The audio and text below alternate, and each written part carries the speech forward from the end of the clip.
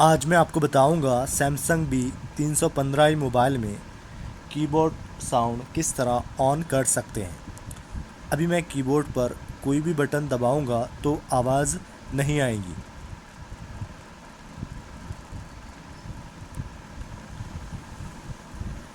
अभी जो है मैंने 1 2 3 4 5 बटन दबाया लेकिन कोई भी आवाज़ नहीं आई क्योंकि अभी कीबोर्ड साउंड बंद है। तो मुझे कीबोर्ड साउंड ऑन करना है तो उसके लिए आपको मेनू में जाना है, फिर इस बटन से नीचे आकर सेटिंग्स को सिलेक्ट कर लेना है और फिर इस बटन से नीचे आकर प्रोफाइल्स को सिलेक्ट करना है और नॉर्मल में ऑप्शंस में जाना है।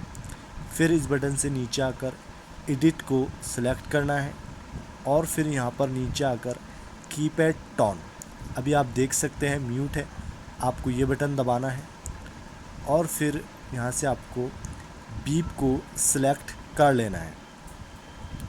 और अब मैं बैक आ जाता हूँ।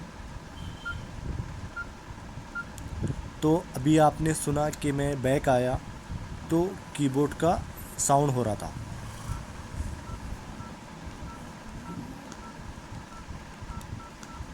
और अभी मैं कोई भी बटन दबा रहा हूँ तो आवाज़ हो रहा है।